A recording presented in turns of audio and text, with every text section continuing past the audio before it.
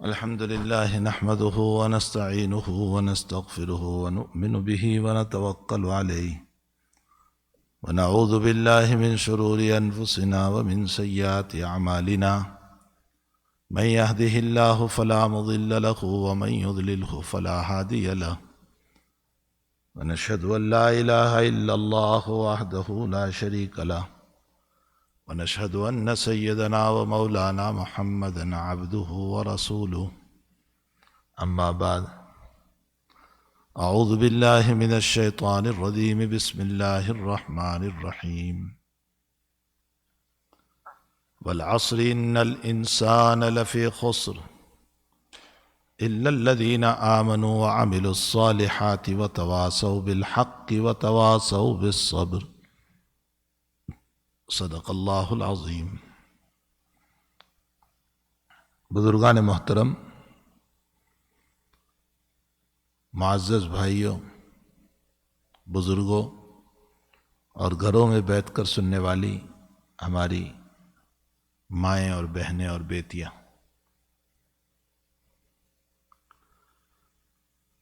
اس سورت کا نام سورہ عصر ہے۔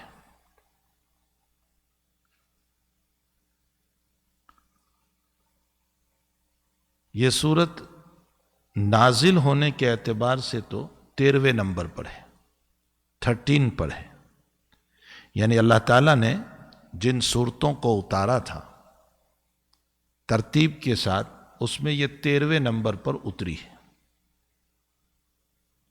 پھر یہ سورت مکیۃ النزول ہے، مکے میں اتری ہے،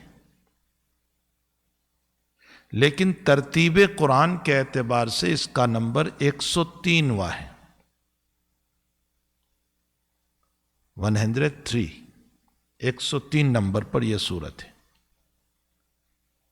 یہ سورت بڑی عجیب و غریب سورت ہے، اگرچہ چھوٹی سی سورت ہے لیکن بہت ہی عجیب و غریب سورت ہے۔ حضرت الامام محمد ابن ادریس الشافعی رحمۃ اللہ علیہ فرماتے ہیں، لو لم ينزل اللہ تبارک و تعالی القرآن لکفت هذه السورہ، اگر اللہ پورا قرآن نہ اتارتا تو امت کی ہدایت کے لیے یہ سورت کافی تھی۔ اب آپ انداز لگائیں کہ پوری سورت پورے قرآن کے مقابلے میں اس کو بیان کیا جا رہا ہے کہ اگر اللہ قرآن نہ اتارتا اور صرف یہ سورت اتار دیتا تو بھی کافی و شافی تھا۔ میں اس کی تھوڑی سی وضاحت کر دوں چند منٹوں کے اندر۔ والعصر، عصر کا ایک معنی عصر کا وقت بھی ہوتا ہے۔ عصر کا وقت بہت قیمتی وقت ہے۔ علماء نے لکھا ہے کہ فجر کا وقت مقام نبوت ہے اور عصر کا وقت مقام ولایت ہے۔ اب یہ بہت جو ہے گہری بات ہے، سمجھنے کے لیے وقت درکار ہے۔ فجر کا وقت مقام نبوات ہے اور عصر کا وقت مقام ولایت ہے۔ مطلب یہ ہے کہ عام طور پر انبیاء کرام علیہم الصلاۃ والتسلیم کو جو نبوت ملی ہے وہ فجر کے وقت میں ملی، اور عام طور پر اللہ تعالیٰ ولایتوں سے جن بندوں کو نوازتا ہے وہ عصر کا وقت ہے۔ تو فجر مقام نبوات ہے، عصر مقام ولایت ہے۔ اسی لیے محدثین نے لکھا ہے کہ فجر کا وقت سردار ہے چونکہ نبوت سے تعلق ہے، اور عصر کا وقت جو ہے وہ وزیر ہے چونکہ ولایت سے تعلق ہے، اور ولایت تابع نبوت ہے، نبوت کے تابع ہیں۔ تو فجر کا وقت سردار ہے اور عصر کا وقت وزیر ہے۔ اسی لیے آپ غور فرمائیں کہ فجر کی نماز میں جہرن قرات رکھی اور عصر کے وقت میں سرن قرات رکھی۔ فجر میں زور سے امام صاحب پڑھتے ہیں اور عصر میں آہستہ پڑھتے ہیں۔ اس کا مطلب یہ نکل آیا کہ عصر کا وقت بہت قیمتی وقت ہے، بہت قیمتی وقت ہے۔ روایت میں آتا ہے کہ دنیا میں ایک قوم نے فجر سے ظہر تک کام کیا، یعنی یہود، اللہ کی عبادت کی ایک لمبے وقت تک، جتنی عبادت اتنا ثواب۔ ایک دوسری قوم آئی جن کو نصارہ کہا جاتا ہے، ظہر سے عصر تک کام کیا، جتنا کام اتنا معاوضہ، اتنی سیلری، اتنا بدلہ۔ ایک تیسری قوم آئی مسلمان، انہوں نے شارٹ کام کیا، عصر سے مغرب، یعنی ان کی عمر مختصر، بہت تھوڑی۔ اللہ کے نبی علیہ الصلوۃ والسلام نے فرمایا میری امت کی زیادہ سے زیادہ عمر 100 سال کی ہو سکتی۔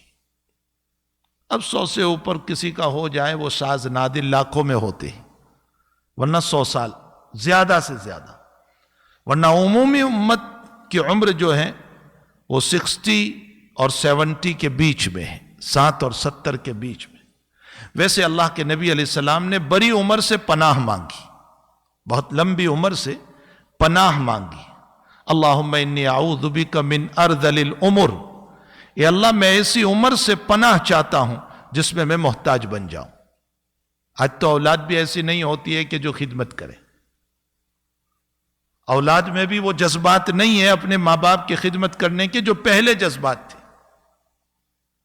تو ارذل امور سے نبی کریم صلی اللہ علیہ وسلم نے پناہ مانگی۔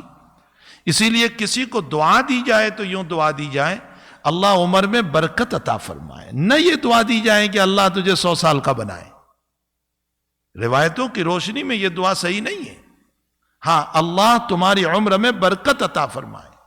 برکت کا معنی ہوتا ہے سکون۔ اگر سکون ہے اس چیز سے اس کو برکت کہا گیا۔ نکاح کے موقع پر نبی علیہ الصلوۃ والسلام نے دعا دی بارک اللہ لک، اللہ تجھے برکت دے، مطلب اس نکاح سے تیری زندگی میں سکون ملے۔ کسی کی صحت کو دیکھ کر کے ہم یوں کہیں بارک اللہ لک، اللہ تجھے برکت دے، یعنی اللہ تیری صحت اور تندرستی میں سکون عطا کرے۔ کسی کے مکان کو دیکھ کر کے ہم یہ کہیں بارک اللہ لک، اللہ تمہیں برکت دے، یعنی تیرے مکان میں اللہ تجھے سکون عطا کرے۔ یہ ہے برکت کا معنی۔ برکت کا معنی لمبا ہو جانا نہیں، بڑھ جانا نہیں، 100 کے 200 ہو جانا نہیں، 200 کے 400 ہو جانا نہیں۔ مطلب یہ ہے کہ اللہ ان چیزوں سے تمہیں سکون عطا کرے۔ تو سکون کا معنی یہ برکت کا معنی ہے۔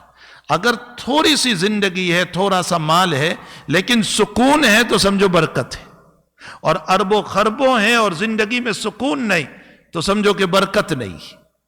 تو نبی علیہ السلام نے برکت کی تو دعا دی ہے۔ حضرت امام مالک رحمۃ اللہ علیہ نے جب اپنا مکان بنایا تو اپنے مکان پر لکھا ماشاء اللہ لا حول ولا قوت الا باللہ۔ تو کسی سائل نے سوال کیا کہ حضرت آپ نے یہ کیوں لکھا؟ فرمایا تیری نظر سے بچنے کے لیے۔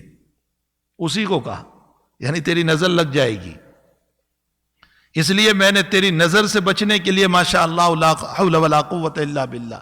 قرآن کریم میں سورہ کہف سے یہ بات ثابت ہوتی ہے کہ جب تم کسی کی نعمت کو دیکھو تو ماشاء اللہ کہو۔ ماشاء اللہ کہنے کی وجہ سے کسی کی نعمت پر نظر نہیں لگے گی، اور نظر اپنی جگہ حق ہے۔ اپنوں کی بھی نظر لگتی ہے، پرایوں کی بھی نظر لگتی ہے۔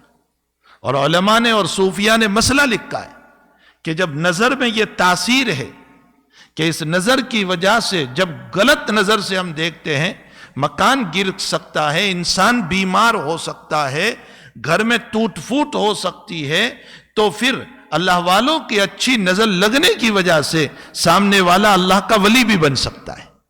جیسے بری نظر کی تاثیر ہے، اسی طرح اچھی نظر کی بھی تاثیر ہے۔ اس لیے فرمایا کہ اہل اللہ کی صحبت میں بیٹھو، ان کی اچھی نظر لگنے کی وجہ سے اللہ تعالیٰ انسان کو کہاں سے کہاں پہنچا دیتا ہے۔ صحابہ حضور کی خدمت میں بیٹھے تو ان کا مقام کیا ہو گیا، اور تابعین صحابہ کی خدمت میں بیٹھے تو ان کا مقام کتنا ہو گیا، الی یومنا ھذا۔ اسی طرح کا سلسلہ چلا آیا۔ تو ایک تو عصر کا وقت، فرمایا ایک قوم آئی یعنی مسلمان جنہوں نے عصر سے مغرب شارٹ کام کیا، مختصر زندگی، لیکن اللہ نے ڈبل ثواب عطا کیا۔ کیوں؟ ذالک فضل اللہ یؤتیہ من یشاء، یہ میرا فضل ہے، اللہ کہتا ہے میں ڈبل جو دے رہا ہوں یہ میرا فضل ہے. اسی لیے حدیث شریف میں آتا ہے کہ نبی علیہ السلام نے فرمایا میری امت جو وضو کر رہی ہے قیامت کے دن میں اپنی امت کو اس کے اعضاء کے چمکنے سے پہچان لوں گا. غر محجلون، حدیث شریف میں کہ اس کے اعضاء چمکدار ہوں گے اور ان چمکدار اعضاء سے میں پہچان لوں گا کہ یہ میری امت ہے. یہاں بھی یہی سوال ہوتا ہے کہ وضو تو پہلی امتوں میں بھی تھا، حدیث شریف سے ثابت ہے پہلی امتوں میں. ابراہیم علیہ السلام سارہ علیہ السلام اپنی بیوی کو لے کر جا رہے تھے، راستے میں ظالم بادشاہ نے پکڑ لیا غلط کام کے لیے. تو سارہ علیہ السلام نے وضو کیا اور وضو کرنے کے بعد 2 رکعت نماز پڑھی. حدیث شریف میں وضو ثابت ہے کہ آپ نے وضو فرمایا اور دعا کی 2 رکعت پڑھ کے. تو نتیجہ یہ ہوا کہ اس بادشاہ کو راشا طاری ہو گیا، بے ہوش ہو گیا، گر پڑا. اگر اخلاص کے ساتھ وضو اور ہماری 2 رکعت ہو، امت نے اس وقت جو ہے صلاۃ الحاجت اور صلاۃ التوبہ کی نماز جیسی عظیم المرتبت سنت کو چھوڑ دیا. ہمارا معمول ہی نہیں رہا صلاۃ التوبہ و صلاۃ الحاجت کا کہ ہم 2 رکعت صلاۃ الحاجت کی پڑھیں. قرآن کریم میں اللہ تعالیٰ فرماتے یا ایھا الناس انتم الفقراء الی اللہ واللہ غنی حمید. یہاں فقراء بمعنی محتاج ہے. اے لوگو تم سب کے سب اللہ کے محتاج ہو. یہاں فقیر بمعنی وہ فقیر نہیں جس کے پاس کھانا نہیں، جس کے پاس پینا نہیں، جس کے پاس وہ فقیر یہاں مراد نہیں ہے. اللہ یہاں یوں کہنا چاہتے ہیں کہ تم کروڑوں کے مالک ہوتے ہوئے بھی میرے محتاج ہو. ایک انسان لاکھوں کروڑوں کا مالک ہے لیکن بیماری کینسر کی لگی ہوئی ہے، محتاج ہوا کہ نہیں؟ اللہ کا محتاج ہے. شاندار مکان ہے لیکن بیڈ پر نہیں سو سکتا، زمین پہ سونا پڑتا ہے، محتاج ہوا کہ نہیں اللہ تعالیٰ کا؟ اربوں خربوں روپے اس کے پاس موجود ہیں لیکن اپنے بدن پر وہ سوریاسیس یا کوئی بیماری ایسی لگی ہے کہ وہ کپڑے نہیں پہن سکتا، محتاج ہوا کہ نہیں اللہ تعالیٰ کا؟ یا ایھا الناس انتم الفقراء الی اللہ. ساری چیزوں کے ہوتے ہوئے تم میرے محتاج ہو. یہ معنی ہے یہاں محتاجگی کا معنی، یہ فقیر کا معنی یہاں نہیں ہے. انتم الفقراء واللہ غنی، اللہ بے نیاز ہے، اس کو تمہاری کوئی ضرورت نہیں ہے. ضرورت تو ہمیں ہے. وہ میرے سجدوں کا، میری نماز کا، میری رکعت کا، میری تلاوت کا، میرے دین کی خدمت کا قطعاً محتاج نہیں، ہرگز اس کو ضرورت نہیں. بلکہ ضرورت مجھے ہے کہ میرے سجدوں سے میری عزت ہو جائے، میرا مقام ہو جائے، میں اللہ کے قریب ہو جاؤں، میں اللہ کے دربار کا مقرب بن جاؤں. تو حقیقت یہ ہے کہ اللہ کے نبی فرماتے ہیں کہ قیامت کے دن میں میری امت کو غرم محجل، پیشانی چمکے گی، ہاتھ چمکیں گے، پاؤں چمکیں گے، اس سے میں پہچان لوں گا. تو وضو تو پہلی امتوں میں بھی تھا. سارہ علیہ السلام نے وضو فرمایا. روایتوں میں ایک واقعہ آتا ہے بنی اسرائیل کا. جریز ایک اللہ والے گزرے ہیں، ان کی ماں نے ان کو بلایا اور بس وہ فقاہت نہیں تھی. فقیہ ہونا بہت ضروری ہے، سمجھ ہونا بہت ضروری. حدیث شریف میں حضور فرماتے وہ فقیہ نہیں تھی. وہ نماز پڑھ رہے تھے، ماں نے آواز دی کہ یا جریز آؤ. اب وہ کہنے لگے میں نماز پڑھ رہا ہوں، نماز میں کیسے جاؤں؟ حالانکہ وہ فقیہ ہوتے، وہ سمجھدار ہوتے تو نماز توڑ کر چلے جاتے کہ نماز کی قضا ہو سکتی ہے، ماں کے بلاوے کی قضا نہیں ہو سکتی. یہ فقاہت تھی.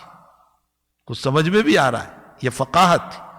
اللہ کے نبی فرماتے وہ فقیہ نہیں تھی، فقاہت نہیں تھی ان میں، اس لیے وہ نماز پڑھتے رہے. اب ماں کے پاس نہیں گئے، نتیجہ یہ ہوا کہ ماں نے بد دعا دے دی. الزام آ گیا بہت بڑا، زنا کا الزام لگ گیا. ایک بچہ لے کر کے ایک عورت آ گئی، الزام اتنا بڑا ہو گیا، مسئلہ ذلیل ہو گئے، مسئلہ سب کچھ ہو گیا. اب انہوں نے وضو کیا اور 2 رکعت نماز پڑھی اور اللہ سے دعا کی کہ اللہ تو مسئلہ کھول دے، میں تو پاک ہوں، آخر یہ مسئلہ ہوا کیوں؟ تو پھر وہ مسئلہ کھلا، اللہ نے جو کچھ کھولا، یہ بھئی تو پاک ہے، یقیناً اس بچے کا باپ تو کوئی اور ہے. یہاں بھی وضو ثابت ہوا. معلوم ہوتا ہے پہلی امتوں میں وضو تھا لیکن ان کے اعضا قیامت میں نہیں چمکیں گے، وضو کی وجہ سے اسی امت کے اعضا چمکیں گے۔ اب کوئی کہے کہ جب وضو پہلے بھی تھا تو اللہ نے ان کے اعضا کو چمکدار کیوں نہیں بنایا؟ تو یہی جواب ملے گا، ذالک فضل اللہ یؤتیہ من یشاء، یہ اللہ کا اپنا فضل ہے، اللہ نے اپنے لاڈلے نبی کی امت کو دیا ہے۔ ہمارے علامہ انور شاہ صاحب کشمیری رحمت اللہ علیہ بخاری کے سبق میں اس پر یوں فرماتے ہیں کہ اس امت کے اعضا اس لیے قیامت میں چمکیں گے کہ اگلی امتوں میں وضو تھا لیکن بہت زیادہ نہیں تھا، بس وہ نماز کے وقت میں وضو تھا۔ اس امت کا مسئلہ یہ ہے کہ نماز کے وقت میں وضو ہے، قرآن کو پکڑنے کے لیے وضو ہے، قرآن پڑھنے کے لیے، تسبیحات پڑھنے کے لیے، دعا کرنے کے لیے مستحب طریق پر صحیح وضو ہے۔ مستحب یہ ہے کہ قرآن پڑھو تو وضو ہو، اچھا ہے، ضروری نہیں ہے لیکن اچھا ہے کہ وضو کرو، تسبیحات پڑھو، دعا کرو تو اچھا ہے کہ وضو ہو۔ فرمایا رات کو سوتے وقت بھی وضو کر کے سونا سنت ہے، نبی اکرم صلی اللہ علیہ وسلم نے فرمایا۔ تو اس امت میں وضو بہت زیادہ ہے، جگہ جگہ وضو، جگہ جگہ وضو، حتیٰ کہ وضو علی الوضو کی بھی فضیلت بیان کی گئی کہ ایک وضو آپ کا ہے اور پھر اس کے ساتھ دوسرا وضو کے ہوتے ہوئے وضو کر لو، نور علی نور۔ طبرانی کی روایت ہے وضو علی الوضو نور، وضو پر وضو کرنا یہ نور ہے۔ تو اس امت میں چونکہ بہت زیادہ وضو کا مسئلہ دیا گیا ہے، اسی لیے قیامت میں اس امت کے جو ہے وضو کے اعضا چمکدار ہوں گے، پیشانی چمکے گی آفتاب کی طرح، سن کی طرح، ہاتھ اور پاؤں چمکیں گے۔ ابو ہریرہ فرماتے ہیں رضی اللہ تعالیٰ عنہ کہ قیامت میں اگر تم اپنے اعضا کو زیادہ چمکانا چاہتے ہو تو جتنی مقدار ہے اس سے کچھ زیادہ دھو لیا کرو، کونیوں کے یہاں تک نہیں، اوپر تک دھو لیا کرو، ذرا پاؤں کو بھی ذرا اوپر تک دھو لیا کرو، جتنا زیادہ دھو گے قیامت کے دن تمہارے اعضا اتنے ہی چمکیں گے۔ تو خیر میں تو یہ کہہ رہا تھا کہ والعصر، قسم ہے زمان عصر کے وقت کی، تو عصر کا وقت جو ہے بہت قیمتی وقت ہے، بہت قیمتی وقت ہے۔ اسی لیے ہمارے اکابر کا معمول یہ رہا کہ عصر کے بعد عمومی طور پر تسبیحات میں، درود شریف میں، اللہ کے ذکر میں اپنے وقت کو لگاتے تھے۔ تو یا تو اللہ تعالیٰ عصر کے وقت کی قسم کھا رہا، یا عصر کا معنی زمانہ، زمانے کی قسم۔ کیا مطلب زمانے کی؟ یعنی جیسے دن پورا ہوا، عصر کا وقت آ گیا، آج دن آفتاب پیلا پڑ گیا، سن پیلا پڑ گیا، اب غروب ہونے والا ہے، اس زمانے کی قسم اے انسان تو بھی ایک نہ ایک دن قبر میں غروب ہونے والا ہے، تجھے بھی قبر میں جانا ہے، اور تو ایسا بھول بھلیا ہو جائے گا کہ تیری اولاد بھی تجھے یاد نہیں کرے گی، عید پر گئی تو گئی، باقی کوئی آج تو اولاد بھی یاد نہیں کرتی۔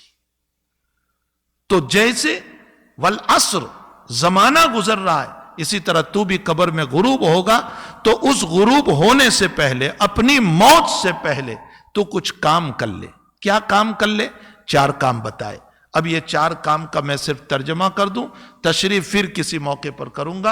الا الذین آمنوا ان الانسان لفی خسر، تمام لوگ نقصان میں ہیں۔ کامیاب کون ہے؟ 4۔ الا الذین آمنوا، جو ایمان لایا، ایمان بہت بڑی دولت، جو موت کے وقت پتہ چلے گا ہم کو کہ ایمان کتنی بڑی دولت ہے۔ الا الذین آمنوا وعملوا الصالحات، ایمان کے بعد جس نے اعمال صالحہ کیا، وتواصوا بالحق، تیسرا کام، حق بات پھیلائی لوگوں میں، وتواصوا بالصبر، چوتھا کام، اور لوگوں کو صبر کی تلقین کی کہ صبر کا دامن ہاتھ سے نہ چھوڑو۔ یہ 4 کام والا کامیاب، اور جس نے ان 4 کاموں کو نہیں کیا وہ نقصان میں ہے۔ معلوم یہ ہوتا ہے کہ ان 4 کاموں کو زندگی میں کرنا چاہیے۔ اب اس کی تشریح انشاءاللہ میں کسی اور موقع پر کروں گا۔ وصلی اللہ علی النبی الکریم برحمتک یا ارحم الراحمین۔